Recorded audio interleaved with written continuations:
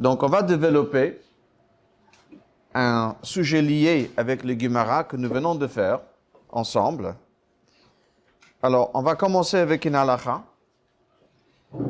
mais ce sera que pour commencer, on va dire, pour rentrer dans le sujet. C'est une halakha très précise, mais à travers cette halakha précise, nous allons développer le chiyuv de Heseba. Vous savez, cette chiyuv de s'accouder le soir de Seder, et le mitzvah de Sipor Yetziat Mitzrayim, de raconter l'histoire de sortie d'Égypte, tous les récits de sortie d'Égypte. On va essayer de développer quelle est exactement cette mitzvah le soir de Seder.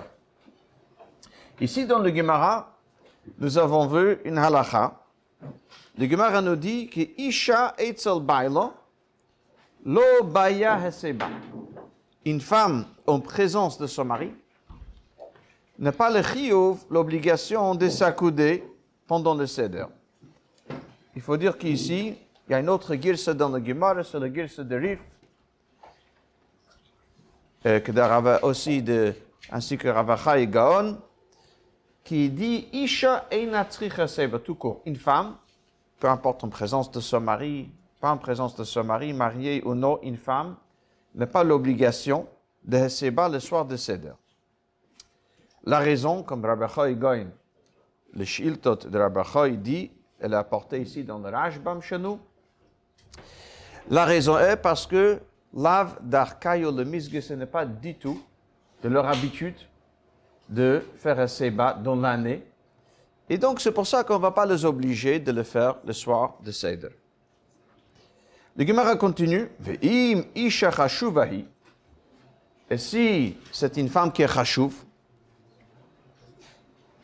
noble, et donc elle a l'habitude de le faire, le Heseba, même pendant l'année, elle le fait, à ce moment, elle a le chiyuv, elle a l'obligation de le faire.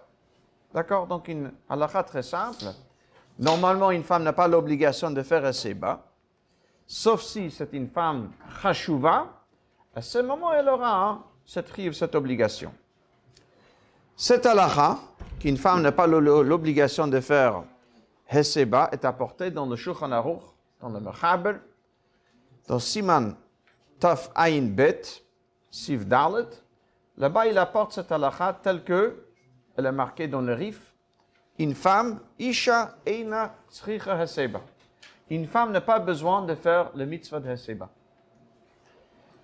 Sur place, il y a le Rama, le Haggaot de Rama, et lui, il rajoute quelque chose. Il dit comme ça, que Be'emet, Nashim Shalanu Chashuvot. Les femmes, à notre époque, sont tous considérées nobles. Et donc, elles auraient dû tous être hayav, faire le Heseba. Et pourquoi elles ne le font pas? Alors, il dit, parce que Somchin al-dat haravia. Les femmes comptent sur la vie de Ravia, c'est la vie Ha'ezri, c'est un des Rishonim qui est apporté dans le Mordechai, dans le Sichte Psachim. Et lui, il dit que de nos jours, de toute façon, il n'y a plus de raison pour pratiquer cette mitzvah de Heseba, pour la simple raison, parce que on n'a plus l'habitude, même de gens qui sont libres, n'ont plus l'habitude de manger Heseba. Vous pouvez passer devant le restaurant de 4 étoiles dans le guide Michelin, vous allez regarder, il y a beaucoup de choses bizarres, mais ça, vous n'allez pas trouver. Et donc, il dit que de nos jours, de toute façon, on n'a pas le chiyuv de faire Heseba parce que ça ne représente plus l'idée de liberté. Et donc, les femmes comptent sur cet avis-là, et c'est pour ça qu'elles ne le font pas. Même si elles auraient dû le faire parce qu'elles sont chashuvot, elles ne le font pas à cause de cet avis de Rav. Voici ce que dit le Rama. Le Aruch HaShulchan, dans Siman Taf Ayin Bet aussi,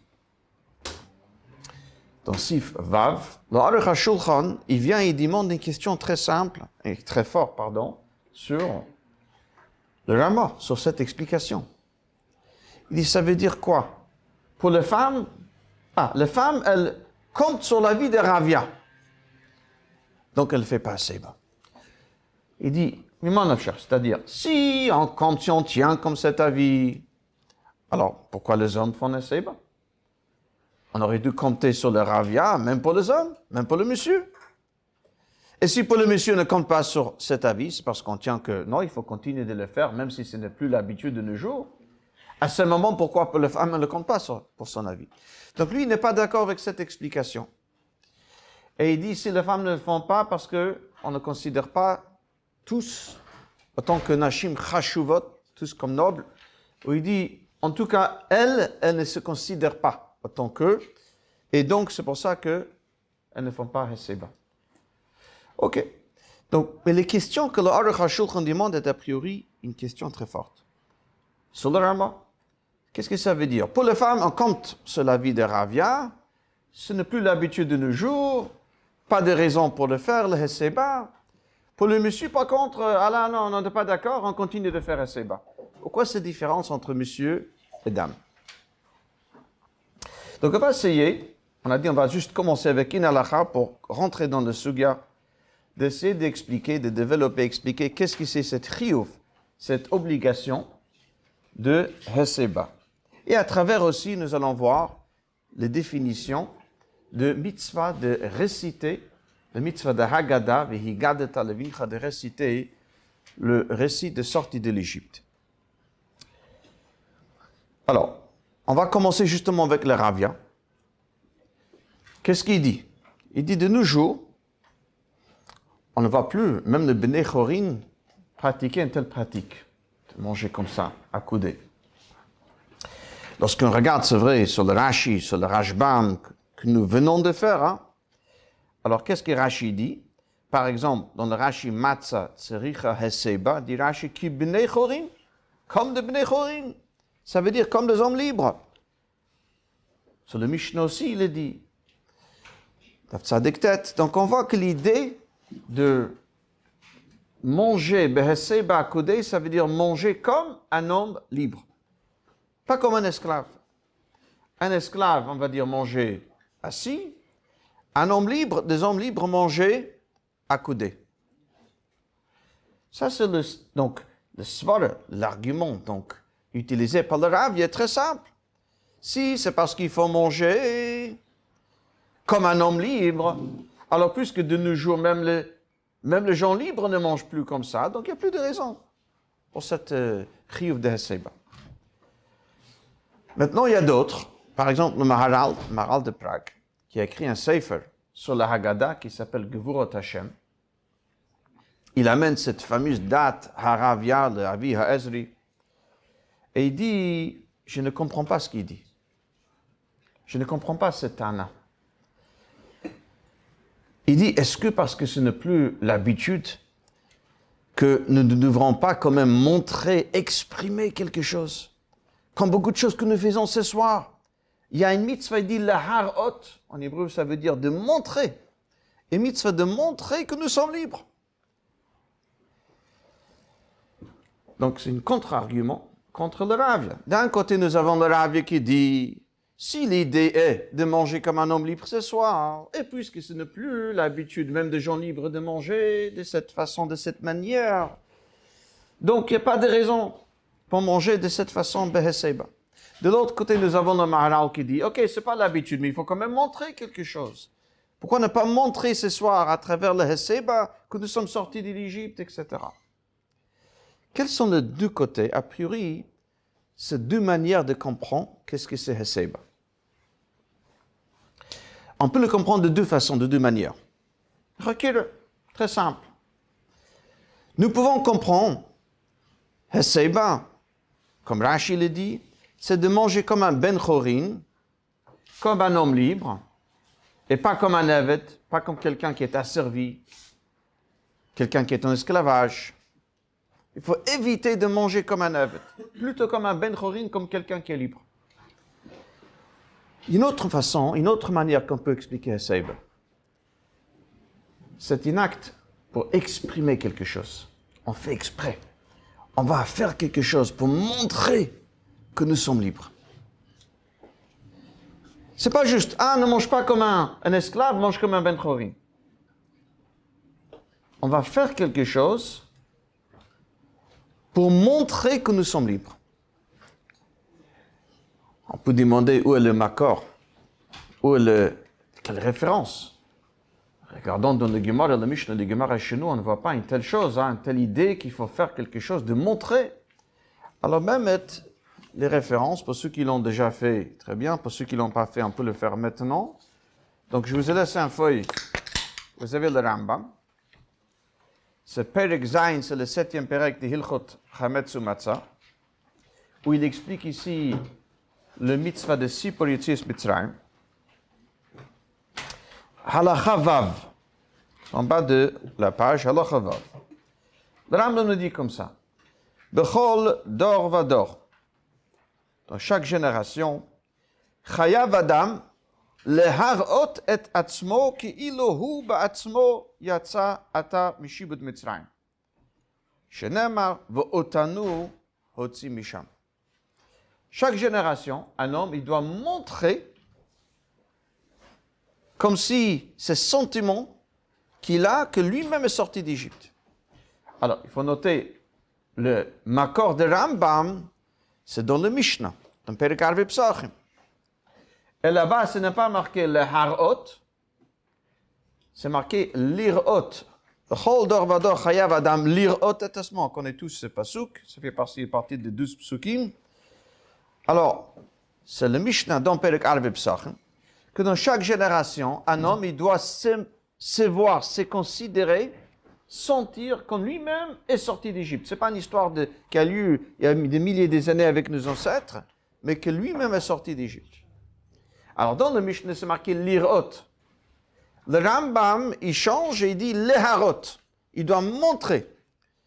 Alors, un peu plus tard, nous allons essayer d'expliquer d'où est-ce que le Rambam a déduit une telle halakha. Mais le Rambam le dit, il faut montrer.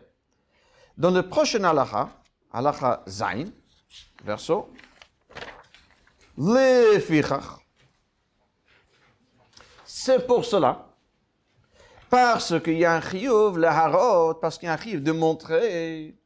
C'est pour cela que chez Soed, Adam Balay Lahazer, lorsqu'on s'assoit pour le Souda ce soir, le soir de Seder, Tzarich le'echol v'lishtot v'hu meisev derech cherut. Heseiba. Parce qu'il faut montrer ce soir ces sentiments qu'on est sortis nous-mêmes d'Égypte, de Mitzrayim. Ah, c'est pour cela que lorsque ce soir on s'assoit aux tables de Seder, il faut le faire beheseiba. Donc, Heseiba, c'est une manière, les harot, de montrer ces sentiments qu'on est sortis nous-mêmes d'Égypte. Ainsi dit le Rambam. Et ça, c'est a priori le Makar, les références de cette Maharal qui dit, ce soir, ok, c'est pas le derech. Dans un azé, c'est pas le derech. C'est plus l'habitude. Mais, il faut quand même faire quelque chose pour montrer Heseiba. C'est une manière de montrer. On le voit dans le Rambam. Donc, qu'est-ce que nous avons démontré jusqu'ici? Qu'il y a deux façons de comprendre Heseiba. Heseiba veut dire manger comme un ben chorin et non pas comme un evet. Heseiba veut dire aussi, une autre façon de le voir, qu'on fait quelque chose pour montrer, on le fait justement pour montrer qu'on est libre, qu'on est sorti nous-mêmes de Mitzrayim. C'est pas juste de ne pas manger comme un evet, comme un ben chorin, mais de montrer autour de nous que ces sentiments que nous avons, que nous sommes sortis nous-mêmes d'Égypte, de Mitzrayim. Symbolique. Comment? Symboliser. C'est ça que je voulais dire, mais voilà. Ok. Même cette chakira-là, on le retrouve dans une autre chakira que le Rebbe amène dans le côté Sichot. C'est dans une sikha de Parashat Va'era, le premier, dans Chelek Yud Aleph. Vous pouvez regarder après. Très intéressant. Le Rebbe demande les questions suivantes. Est-ce que Heseiba, c'est un din, un tnaï, dans le mitzvah de matzah et de vin? On a vu dans le Gemara que chaque chose dans le Seder qu'on fait Zecher le Gioula, comme la consommation de matzah, lorsqu'on boit les 4 coups de vin, là, il faut le faire beheseiba. Parce que c'est Zecher le Gioula. C'est-à-dire, de même manière qu'il y a un certain shiur pour le matzah, une certaine mesure. Alors, il faut le manger encore un din de l'achilat matzah. Pour que l'achilat matzah, la consommation de matzah soit bonne, il faut le faire beheseba. La même chose, pour que les 4 coups de vin, pour faire le mitzvah comme il faut le faire beheseba. Donc, c'est un din, un tnaï dans le mitzvot de arba kosot, de 4 coups de vin et de matzah. Il y a une autre façon qu'on peut expliquer Heseba, dit le Rab. C'est une mitzvah b'fnei atzma. C'est une mitzvah par entière. Pour elle-même, une mitzvah de Heseba. Maintenant, les Chachamim ont dit à quel moment vous allez faire Heseba. Ok, essentiellement dans le mitzvot qui sont liés avec le Gioula. Comme matzah, comme arba kosot. Mais c'est pas que c'est un tnaï, un din dans le mitzvot. C'est une mitzvah à part entière. Que les Chachamim ont limité, on va voir après, c'est pas vraiment limité, mais essentiellement, ils l'ont limité à ces mitzvot qui sont la matzah et les 4 coups de vin. Lorsqu'on réfléchit, ces deux côtés dans le Chkir de Reb rejoignent parfaitement, cette Chakira que nous avons fait. Est-ce que c'est juste manger comme un Ben Chorim et non pas comme un Avet, ou c'est plutôt pour montrer quelque chose, à travers le Heseba, nous voulons exprimer quelque chose. Si on dit que le mitzvah de Heseba, en fait, ça fait partie de mitzvah de Matzah et d'Arba Kosot, comme on va dans Rashi chez nous, dans le Rashbam chez nous, c'est quelque chose que Zecher le Gioula, le Matzah. Ok, il faut le manger comme un Ben Chorin. Ça fait partie de mitzvah de Matzah. Si on dit que c'est une mitzvah à part entière, quelle est donc l'explication de cette mitzvah? Ah, parce qu'il faut montrer quelque chose. Comme le Rambam dit. Ok? Maintenant, dans le Sikha là-bas, pour ceux qui veulent regarder, vous pouvez regarder là-bas, vous allez voir, il y a 2 nafkiminot la halacha, il y a peut-être d'autres aussi. Mais en gros, si on dit que c'est un din dans le mitzvah l'achilat matzah, dans le arba kosot, si quelqu'un a mangé, consommé le matzah, mais il n'a pas fait Heseba, la halacha dit qu'il faut le refaire. Mais pourquoi est-ce qu'on le refait? Est-ce qu'on le refait parce que le matzah, il a raté? Ou c'est juste le Heseba qu'il a raté? C'est pour ça qu'il faudrait manger le matzah be Heseba. Il y a une différence au niveau de l'halacha, est-ce qu'il faut refaire le bracha sur le matzah? Il y a d'autres différences au niveau de l'halacha aussi. Mais c'est intéressant qu'on voit ici, dans cette rakira, c'est rejoindre parfaitement ce que nous avons dit. Si on dit que c'est un din dans le matzah et le arba kosot, ça veut dire chaque chose qu'on fait ce soir, le zeich, le gioula, qui est là pour nous rappeler de gioula de Mitzrayim, il faut le faire comme un Ben Chorim. C'est tout. On ne peut pas faire une chose de son contraire. On est en train de manger matzah pour nous rappeler le gioula, en même temps on va le manger comme un avet, comme un esclave. Ça ne se fait pas. Maintenant, si on dit que c'est une mitzvah à part, quelle est la raison de cette mitzvah? Comme le Rambam dit, le harot, pour montrer ce sentiment que nous-mêmes, nous venons de sortir de Mitzrayim. On veut le montrer. Après, on a limité plus ou moins en mitzvot qui sont liés avec le Zecher et le Gioula. Oh. Tu voulais demander quelque chose? Ah, pardon. On a le droit de demander des questions. Hein? Ok. Dans le Sikha là-bas, le Rabbi dit, lorsqu'on regarde dans le Rambam, on voit qu'il y a les deux choses. Les deux dinim sont vrais. Tous les deux sont. Ça veut dire, d'un côté, le matzah a besoin qu'elle soit mangée b'heseba. Et si on n'a pas mangé b'heseba, il manque dans la chilat matzah. Et de l'autre côté, on voit ici une mitzvah. Hein?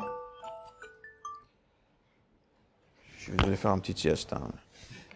De l'autre côté, on voit ici une mitzvah à part entière. Ok. Où est-ce qu'on le voit? Lorsqu'on regarde dans le Rambam. Au début, comme nous venons de faire, dans Halacha Vav et début de Halacha Zayin, on voit un chiyuv que chacun doit montrer ce sentiment qu'il est sorti de Mitzrayim.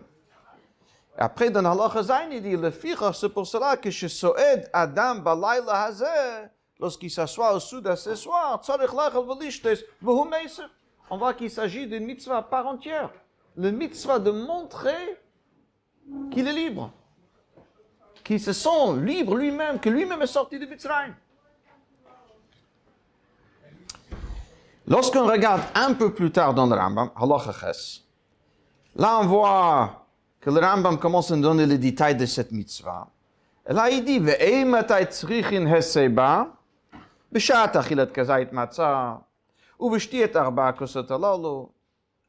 On voit que c'est aussi une mitzvah dans l'arba kosot, un din dans l'arba kosot et dans l'achilat matzah. Mais il conclut, dit, et celui qui le fait toute la nuit, harezem meshubach.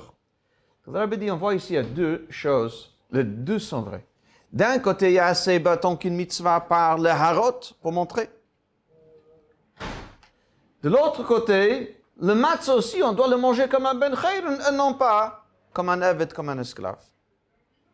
C'est un din dans le matzah, aussi l'arba kosot. Oh. Maintenant, on va revenir sur le Rav Yalavi Ezri. Et de l'autre côté, le Maral qui est cholé, qui dit, non, il faut continuer de le faire pour montrer. On va dire comme ça. Be'emet, il y a deux dinim donc dans le Heseba. Le premier din, c'est le din qu'il faut manger le matzah comme un ben chorin, c'est un din dans le matzah. Et boire l'arbre que saute comme un ben chorin. Cette din-là, c'est pas que pour les femmes, on compte sur cette halakha, sur le date Aravia. Pour les hommes, on ne compte pas sur lui. Pour les hommes aussi. Cette din de Heseba, qu'il faut manger le matzah comme un ben chorin, c'est un din dans le matzah, sinon on a raté un détail dans le mitzvah matzah si on n'a pas fait. Ou il faut boire l'arbre kosot de Heseba. Cette din-là, justement, comme le Rav a dit, elle n'existe plus. Parce que c'est plus de derech. Quelqu'un qui mange matzah, si, on peut dire qu'il mange matzah comme un aved. Par contre, le mitzvah de Heseba, en tant que mitzvah par entière, de montrer qu'on est libre, cette mitzvah elle est toujours là. Ça n'a rien à voir avec le derech. Ce n'est pas une question de manger comme un ben chorin, c'est de faire un acte justement qui exprime un certain sentiment. Et c'est comme ça qu'on exprime. C'est intéressant lorsqu'on regarde par exemple dans le Shulchan Aruch d'Alter Rebbe, dans Siman Taf Ayin Bet, lorsqu'il explique le mitzvah de Heseba, il dit, il faut préparer Yachin Moshavo, il faut préparer sa place où il va être assis pendant le Seder. Il dit de manière de pouvoir faire Heseba, il dit que derech hamelachim vasarim agdolim. C'est intéressant. Comme ça vient de Pirush HaMishnayos, Na'arve Psachim, que derech hamelachim vasarim agdolim, le grand, le roi, important. On voit ici, c'est pas juste manger comme un ben chorin. Alors, Rebbe explique comme le Rambam, qui arrive le harot. Il dit dans la suite, pourquoi il faut le faire? Les harot pour montrer ce sentiment que nous-mêmes nous sommes sortis de Mitzrayim. Donc on voit l'idée de la harot, c'est pas juste manger comme un ben chorin et pas comme un aved. C'est montrer, c'est plus que font le ben chorin.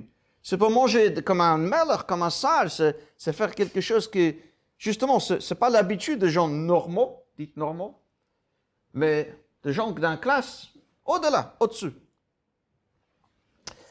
Maintenant, ça c'est quelque chose bien sûr qui est toujours là.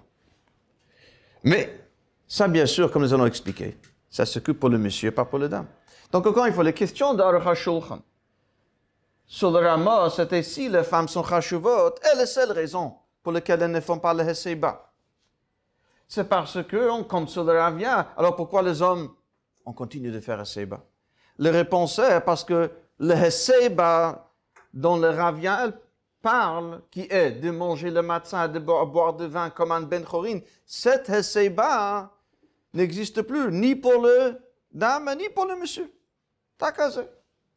Et pourquoi le monsieur continue de le faire? Ça, c'est le deuxième Heseba. Le harot, et ça, c'est quelque chose qui est que pour le monsieur, pas pour le dame, pour les raisons que nous allons voir tout de suite.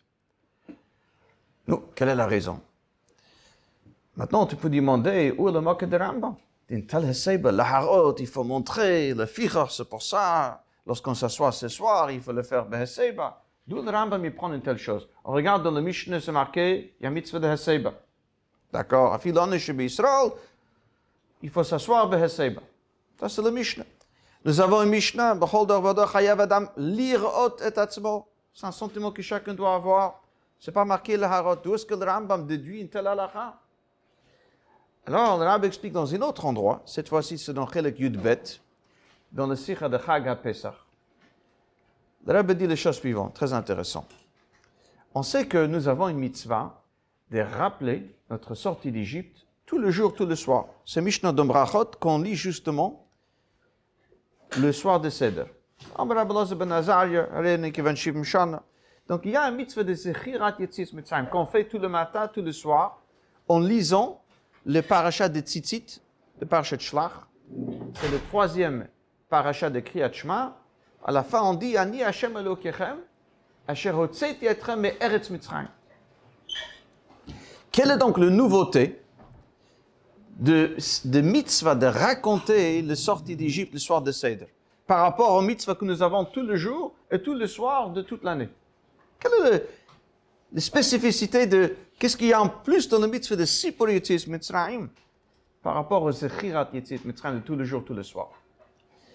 Il y a plusieurs différences amenées dans l'Achronim. Le Rebbe sur la Haggadah, sur le Piska, sur le mitzvah le Saper Yetzis Mitzrayim, là-bas il y a un arichut, il explique plusieurs différences au niveau de l'Halakha entre le mitzvah de Zechirat Yetzis Mitzrayim et Sipur Yetzis Mitzrayim.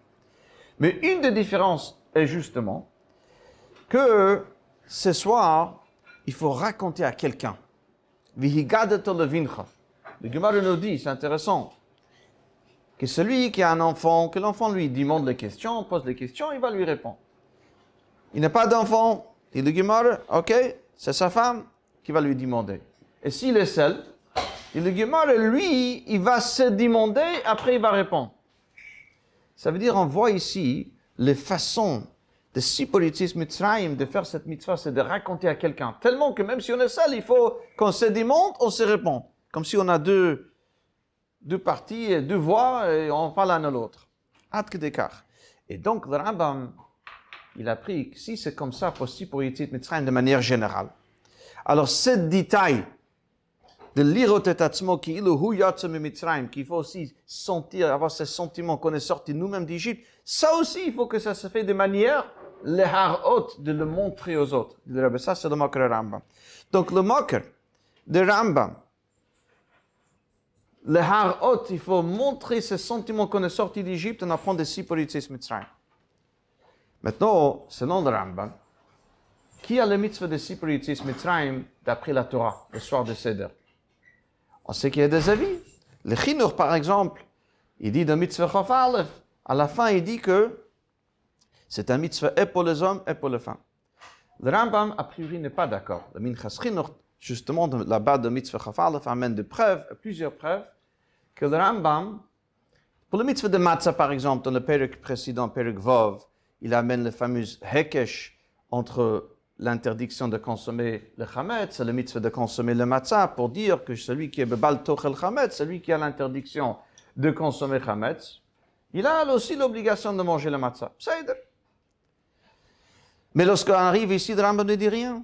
Aussi dans Perek Yudbet, Hilchot Ovdei Kochavim HaMazalot, là-bas le Rambam amène toutes les mitzvot qui dépendent d'un certain temps, mitzvot esse, dont les femmes ont l'obligation, toutes les exceptions, tous les cas des exceptions. Il amène le mitzvah de matzah, il n'amène pas le mitzvah de Sipur Yetzis Mitzrayim. Donc d'après la Torah, les femmes n'ont pas l'obligation. Il faut dire d'après le Chachamim, oui. Le Rebbe en parle aussi dans la Haggadah là-bas, dans cette même piska. D'après le Chachamim, évidemment. Mais midiraisa, mina Torah, les femmes n'ont pas l'obligation de raconter, de lire la Haggadah le soir de Seder. Et donc, on peut dire, on comprend, puisque toute cette chiyuv de Heseba, ce deuxième din dans le Heseba, qui est la harot de montrer, ça fait partie des mitzvahs des Sipur Yetzis Mitzrayim, qui est comme vihigadet alevincha. Ça, c'est quelque chose qui appartient aux messieurs. Nous avons le chiyuv de Sipur Yetzis Mitzrayim. Pour les dames, il y avait le mitzvah de Heseba, qui faisait partie du mitzvah de Matzah, et de Shtiyat Arba Kosot. Mais cette din dans Heseba n'existe plus. C'est pas qu'on ne tient pas comme le Ravia. Si le monsieur continue de faire Heseba, c'est parce qu'on tient qu'il y a un Heseba qui dépasse le simple manger matzah be Heseba. Mange comme un Ben Chori, n'est pas comme un Aved. Il y a un Heseba qui dépasse cela. Oh. Et donc on comprend pourquoi le Rama il dit, on peut dire, les femmes ne font pas parce qu'ils comptent sur le Rav. Ils demandent à Shulchan et le monsieur, pourquoi nous on continue de faire? Pour nous, on ne compte pas sur le Rav, les femmes comptent sur le Rav. Nous, on ne tient pas comme le Rav, non. Nous, on tient aussi comme le Rav. Le maï, on continue de faire Haseba parce que mitzvah de Haseba, qui est un mitzvah par entière, comme nous avons vu dans le Rambam, tout cela est lié avec un autre Nukuda. Le Rav explique qu'il y a deux choses dans Siporitsis Mitzrayim. Et on va le laisser peut-être, je ne sais pas, non, ok. Donc on va juste dire un mot. Le Rav explique, c'est dans Chelek Chof Aleph, pour ceux qui veulent regarder, il y a aussi un sikha extraordinaire, c'est dans Parshat Bo, le 3e sikha. Le Rav dit là-bas qu'on apprend Zechirat Yetziat Mitzrayim de Zachor et Yom HaShabbat le Kacho. Dans le Rambam, on le voit au début de Perek Zayin. Il dit, comme c'est marqué Zachor et Yom HaZeh Asher Yitzatem Bo, et comme c'est marqué pour Shabbat, Zachor et Yom HaShabbat. Le Rav dit, qu'est-ce que, tout dans le Farshim du monde, qu'est-ce qu'on apprend de Shabbat ici pour Siporitsis Mitzrayim? Le Kuda dit, le Rav explique, c'est comme dans Shabbat, il y a deux niveaux. Le Chassidus s'explique ça, Bariches. Il y a le Shvita me Melacha, le fait de ne pas faire Melacha. Et après, il y a le niveau de Menucha. C'est pas juste qu'il ne fait pas le Melacha, mais il est dans un autre niveau. Rien à voir avec Melacha Bechla. Il y a le Lil Shabbos, le Lil Shabta, Yom Shabbos, c'est deux niveaux différents. Le Rebbe dit, là aussi, lorsqu'on parle de Yetziat Mitzrayim, il y a deux niveaux. Il y a le inyan de ne pas être un Eved, ne pas être Meshubot, un Ben Chayr. Le Rebbe, ce soir-là, c'est un autre inyan. C'est pas juste qu'on n'est pas un Ben Chayr. C'est qu'on n'est pas un Eved, pardon.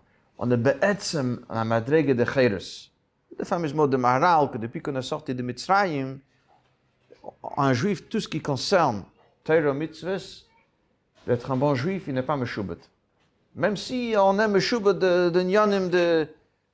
Mais, lorsqu'un juif, il insiste, il va toujours pouvoir accomplir le mitzvah, même s'il a des difficultés. Donc, le Rabbi dit, ça c'est un deuxième adrègue dans l'Yetziat Mitzrayim de ce soir. Et ça, c'est le Siporitsis Mitzrayim, le Rabbi explique là-bas. Le Saper Benissim ou Veniflot, c'est pas juste Zechira. Le Saper Benissim Veniflot. Donc, on voit ce deuxième niveau de Siporitsis Mitzrayim lié avec cette idée de la Harot, de montrer que nous-mêmes, nous sommes sortis de Mitzrayim, c'est le pasuk de Zachor, Hayom Asher Yitzatem Bo Mitzrayim. Voilà, on va terminer avec ça. Et le Rav Segal, qu'on remercie beaucoup, un des Bachurim de la Yeshiva, va nous répéter un mot, un sikha de Rebbe sur le parasha de Tazria, je pense. Ah, je peux te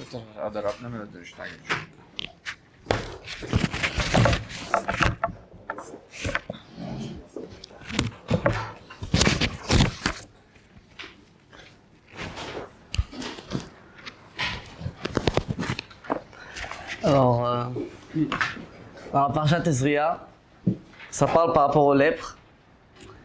Et on voit une halakha intéressante par rapport aux lèpres, que chacun peut vérifier les lèpres et trancher, et voir, pas trancher, mais vérifier est-ce que vraiment c'est de la lèpre.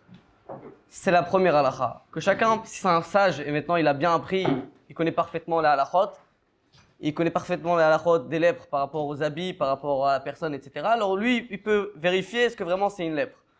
Mais après, il y a écrit que qui peut trancher est-ce que vraiment il est pur ou bien il est impur. Ça, c'est que le Kohen.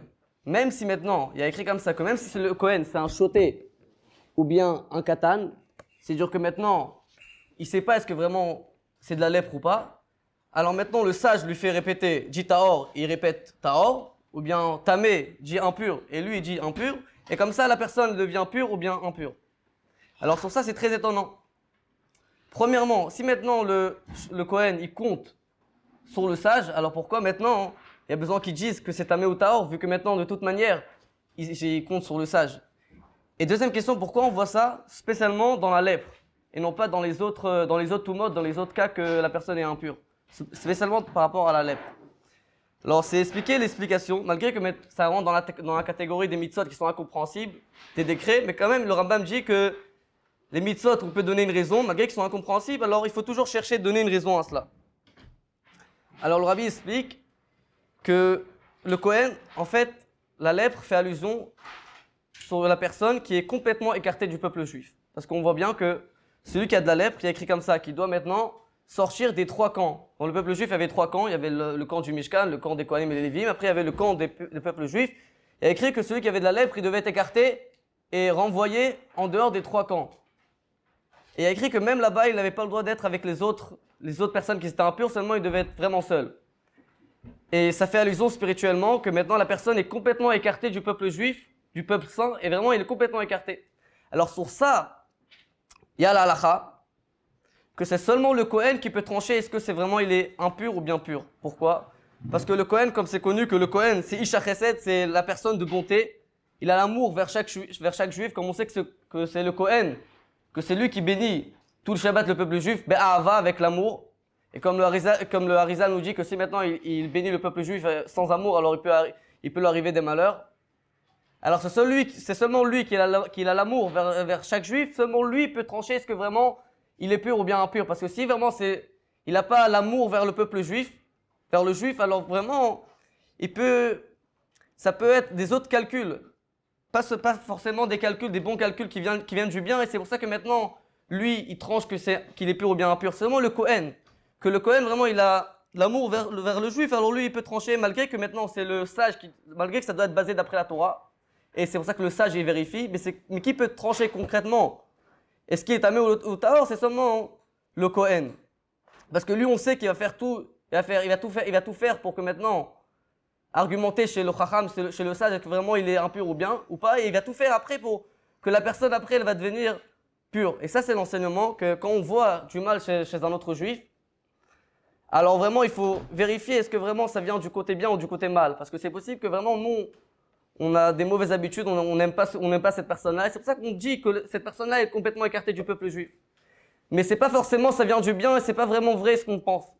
Et c'est pour ça, il faut se vérifier, est-ce que vraiment ça vient du côté bien, est-ce que vraiment on aime chacun. C'est seulement la personne que vraiment, il a l'amour vers chaque juif, lui vraiment, il peut trancher sur la personne, est-ce qu'il est écarté, et lui il va tout faire après pour le rendre pur, etc.